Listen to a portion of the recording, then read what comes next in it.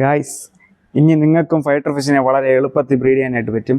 നിങ്ങളൊരു ബിഗിനർ ആണെങ്കിൽ പോലും ഞാൻ ഈ വീഡിയോയിൽ പറയുന്ന കാര്യങ്ങൾ നിങ്ങൾ കറക്റ്റായിട്ട് ചെയ്യുകയാണെങ്കിൽ നിങ്ങൾക്കും സക്സസ്ഫുൾ ആയിട്ട് ഫൈറ്റർ ഫിഷിനെ നിങ്ങൾക്ക് നിങ്ങളുടെ വീട്ടിൽ ബ്രീഡ് ചെയ്തെടുക്കാനായിട്ട് പറ്റും. അപ്പം ഞാൻ ഇന്ന് ബ്രീഡ് ചെയ്യാൻ പോകുന്നത് 2 പെയർ ഫൈറ്റർ ഫിഷിനെയാണ്. അപ്പം നമുക്ക് ബ്രീഡിങ് സെറ്റപ്പിലേക്ക് പോവാം. അപ്പോൾ ഗായ്സ്, നമ്മൾ ഫൈറ്റർ ഫിഷിൻ്റെ ബ്രീഡിങ്ങിന് വേണ്ടിയിട്ട് ടാങ്കെല്ലാം സെറ്റാക്കി വെച്ചിട്ടുണ്ട്. ഈ ടാങ്ക് സെറ്റാക്കുമ്പോൾ ശ്രദ്ധിക്കേണ്ട കാര്യം എന്ന് വെച്ചാൽ ഈ ടാങ്ക് നല്ല നീറ്റായിട്ട് കഴുകി വൃത്തിയാക്കി എടുക്കണം. പിന്നെ ശ്രദ്ധിക്കേണ്ടത്, ഈ വെള്ളം ആഡ് ചെയ്യുമ്പം ഞാൻ ഇവിടെ ചെയ്തതെന്ന് വെച്ചാൽ പകുതി പഴയ മീൻ കിടന്ന ടാങ്കിൽ നിന്നുള്ള വെള്ളം എടുത്ത് പകുതി വെള്ളം പുതിയത് എടുത്താണ് ഈ ടാങ്കിൽ നിറച്ചിട്ടുള്ളത്. പിന്നെ കുറച്ച് കല്ലുപ്പിട്ടിട്ടുണ്ട്. അത് ഈ മുട്ടയൊക്കെ ഇട്ട് കഴിയുമ്പോൾ പിന്നെ മുട്ടയിൽ ഫംഗസ് ഒന്നും അടിക്കാതിരിക്കാനായിട്ട് വെള്ളത്തിൽ കല്ലുപ്പിട്ടിട്ടുണ്ട്. അപ്പോൾ ഈ വെള്ളം നമ്മൾ ഒരു ദിവസം മുമ്പേ സെറ്റ് ചെയ്ത് വെക്കുകയാണ് ചെയ്യാറുള്ളത്. അപ്പോൾ ഈ വെള്ളം അത്യാവശ്യം ഒന്ന് കണ്ടീഷനായിട്ട് വരും. ഈ ഫൈറ്റർ ഫിഷിന് കംഫർട്ടബിൾ ആയിട്ടുള്ള കണ്ടീഷനിൽ ഈ വെള്ളം ആയിട്ട് വരും. അപ്പം ഇതിന് ശേഷമാണ് നമ്മൾ ഫൈറ്റർ ഫിഷിനെ പോയി സെലക്ട് ചെയ്ത് ബ്രീഡിങ്ങിന് വേണ്ടിയിട്ട് ഈ ടാങ്കിലോട്ട് ഇൻട്രൊഡ്യൂസ് ചെയ്യാറുള്ളത്. നമ്മളിന്ന് 2 ജോഡി ഫൈറ്റർ ഫിഷാണ് ഇടാൻ പോകുന്നത്. അപ്പോൾ ഇടുന്ന 2 അത്യാവശ്യം ക്വാളിറ്റി ഉള്ള പേയേഴ്സാണ് ഗൈസ്. അപ്പോൾ ഇതാണ് നമ്മളെ ഫൈറ്റർ ഫിഷസ്. അപ്പോൾ ഇവന്മാരാണ് നമ്മുടെ മെയിൽ ഫൈറ്റർ ഫിഷസ്. അപ്പോൾ ഇവന്മാർ നല്ല ജില്ലണയിക്കുന്ന ഫൈറ്റർ ഫിഷാണ്. നല്ല ആക്റ്റീവായിട്ടുള്ള ഫൈറ്റർ ഫിഷാണ്. 2ഉം അത്യാവശ്യം ആക്റ്റീവായിട്ട് നിൽക്കുന്നുണ്ട്. അപ്പോൾ ഇവന്മാരെയാണ് നമ്മൾ ബ്രീഡ് ചെയ്യാൻ വേണ്ടി പോകുന്നത്.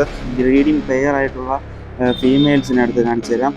ഈ കാണുന്നതാണ് നിങ്ങൾ കണ്ട ഈ മെയിൽസിൻ്റെ കറക്റ്റായിട്ടുള്ള ഫീമെയിൽസുകൾ. ഞാൻ ഇവിടെ പേരെടുത്തപ്പം ക്രോസ് ആവാതിരിക്കാൻ വേണ്ടിയിട്ടാണ് ഞാൻ ഇങ്ങനെ ഒരേപോലത്തെ പേരെടുത്തത്.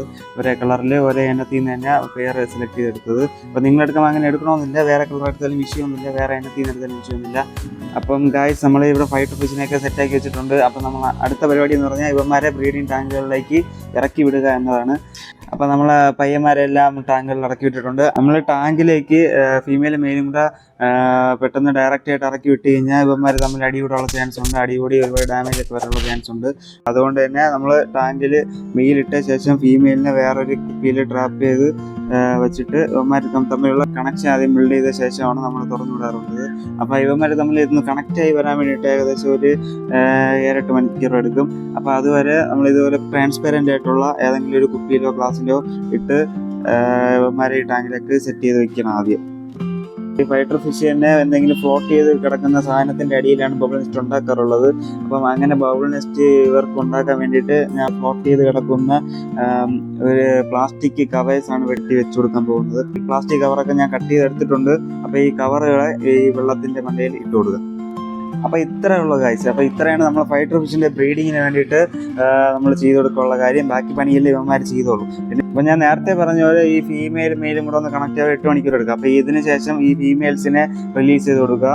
അപ്പോൾ നമ്മൾ ഈ ഫീമെയിൽസിനെ റിലീസ് ചെയ്തതിന് ശേഷം ഒരു 20 അല്ലെങ്കിൽ 24 മണിക്കൂറിനകം ഇവർ മുട്ടയിട്ട് കഴിയും. ഈ മുട്ടയിട്ട് എന്ന് നമ്മളെങ്ങനെ മനസ്സിലാക്കുമെന്ന് വെച്ചാൽ ഈ ഫീമെയിൽസിൻ്റെ വയറ് ചെറുതായിട്ടൊന്ന് ഒട്ടും. അതുമാത്രമല്ല, ഈ ബബിൾ നെസ്റ്റ് കിടക്കുന്നതിൻ്റെ ഓപ്പോസിറ്റ് സൈഡിലോട്ട് ഫീമെയിൽ മാറിയിരിക്കും. അല്ലെങ്കിൽ ഈ മെയിൽസ് തന്നെ ഈ ഫീമെയിലിനെ കൊത്തി ഒട്ടിച്ച് മാറ്റും. അപ്പോൾ ഈ ബബിൾ നെസ്റ്റിനകത്ത് ഈ വെള്ള കളർ മുട്ട ഉണ്ടെങ്കിൽ ഫീമെയിൽസിനെ നിങ്ങൾക്ക് ഈ ടാങ്കിൽ നിന്ന് മാറ്റാവുന്നതാണ്. മാറ്റിയില്ലെങ്കിൽ ഈ ഫീമെയിൽ തന്നെ ഈ എഗ്ഗിനെ തന്നെ കഴിക്കാനായിട്ടുള്ള ചാൻസ് ഉണ്ട് ഗൈസ്. അപ്പം നമ്മൾ ഫൈറ്റർ ഫിഷ് ബ്രീഡിങ്ങിൻ്റെ ഒരു ടാസ്ക് കഴിഞ്ഞിട്ടുണ്ട്. അപ്പം അടുത്ത ടാസ്ക്കാണ് മെയിനായിട്ടുള്ള ടാസ്ക്. അപ്പോൾ അടുത്ത ടാസ്കിലാണ് എല്ലാവരും ഫെയിലായി പോകുന്നത്. മിക്കവാറും എല്ലാവരും ഫെയിലായി പോകുന്നത് അടുത്ത ടാസ്കിലാണ്. അപ്പം ആ ടാസ്ക് എന്ന് പറഞ്ഞാൽ നമ്മളിപ്പം ആദ്യത്തെ ടാസ്കിൽ വരുന്നത് നമ്മളിപ്പോൾ ഈ വീഡിയോയിൽ പറഞ്ഞതെല്ലാം മുട്ട ഇടുന്നത് വരെയുള്ള കാര്യങ്ങളാണ്. അപ്പോൾ ഈ മുട്ട വിരിഞ്ഞതിന് ശേഷം കെയറിങ്ങും അതിൻ്റെ ഫീഡിങ്ങും കാര്യങ്ങളൊക്കെയാണ് അടുത്ത ടാസ്കിൽ വരുന്നത്. അപ്പം അടുത്ത ടാസ്കിൽ മെയിനായിട്ട് നിങ്ങൾ ഫെയിലായി പോകുന്ന കാര്യം എന്ന് പറഞ്ഞാൽ, ഈ മുട്ട വിരിയുമ്പം ഫൈറ്റർ ഫിഷിൻ്റെ കുഞ്ഞുങ്ങൾ ഏകദേശം ഒരു 100 കണക്കിന് കുഞ്ഞുങ്ങളായിരിക്കും വിരിഞ്ഞ് വരുന്നത്. പക്ഷേ നിങ്ങൾക്ക് അത് ഗ്രോണപ്പായി വരുമ്പോൾ നിങ്ങൾക്ക് ഒരു 5-10 കുഞ്ഞുങ്ങളൊക്കെ മിക്കവാറും എല്ലാവർക്കും കിട്ടാറുള്ളൂ. പക്ഷേ അതൊരു മിനിമം ഒരു 100 കുഞ്ഞുങ്ങളും കിട്ടേണ്ട രീതിയിലുള്ള കാര്യങ്ങളും ടിപ്സും കാര്യങ്ങളും എല്ലാം ഞാൻ അടുത്ത വീഡിയോയിൽ ഉൾപ്പെടുത്തിക്കൊണ്ട് അടുത്ത വീഡിയോയിൽ ഞാൻ വരുന്നതായിരിക്കും.